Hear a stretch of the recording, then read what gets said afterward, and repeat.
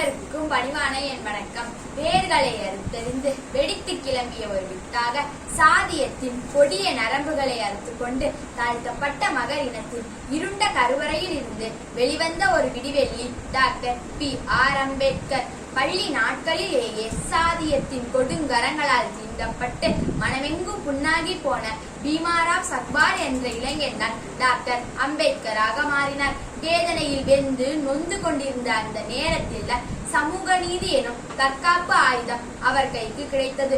கூரான அந்த ஆயுதம் சாதியத்தின் நரம்புகளை பதம் பார்க்க தொடங்கியது. இதனால் தீண்டாமை, ஒடுக்குமுறை, ஏற்றத்தாழ்வு என்று பிரயோகப்படுத்தி கொண்டிருந்த சாதிய துவேஷ சக்திகள் அம்பேத்கரை கண்டு அஞ்சத் தொடங்கினர். இதுதான் சமயம் என்று உணர்ந்த அவர் தன் மக்களின் பாதுகாப்பு அரணாக சமூக நீதி ஏந்தி தீவிரமாக போராடினார். சட்டம் பயின்றார், பல பட்டங்கள் பெற்றார், ஆலய நுழைவு போராட்டத்தை கையில் எடுத்தார். தொடர்ந்து தன் மக்களின் விடுதலைக்காக ஓங்கி குரல் எழுப்பினார். அரசியல் சட்டத்தின் சரித்திரங்களை புரட்டும் போது அம்பேத்கரின் பெயர் இல்லாத அத்தியாயங்களே இருக்க முடியாது. ஒடுக்கப்பட்ட மக்களின் விடுதலைக்காக தொடர்ந்து போராடிய ஒரு மாமனிதர் டாக்டர் அம்பேத்கர் மட்டுமே. உலகம் இன்று புதிய ஆடையுடன் உலக நாடுகள் வரிசையில் நிமிர்ந்து நிற்கின்றது. சில தற்காலிக பிரச்சனைகளும் பொருளாதாரம் சார்ந்தது. இவை அனைத்தும் விலகிய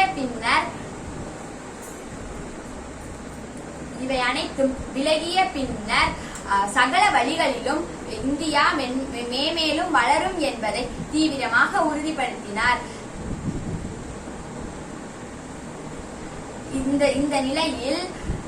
இந்த நிலையில் அம்பேத்கரை அவரது வாழ்க்கையின் மூலம் தெரிந்து கொள்வது மிக அவசியமானதாகவும் மிகவும் முக்கியமானதாகவும் கருத வேண்டும். இந்த நிலையில் நம்மை முழுவதுமாக மேலெடும்ப விடாமல் நம் கால்களை இறுக பற்றி கொண்டிருக்குமானால் அவை சாதி, மதம், இனம், மொழி என்பவைகளாகவே இருக்க முடியும். ஜனநாயகம், உரிமை, அரசியல், சமூகம், சட்டம், பொருளாதாரம், கல்வி, தத்துவம், வரலாறு, வணிகம் என்று பிரயோகப்படுத்திக்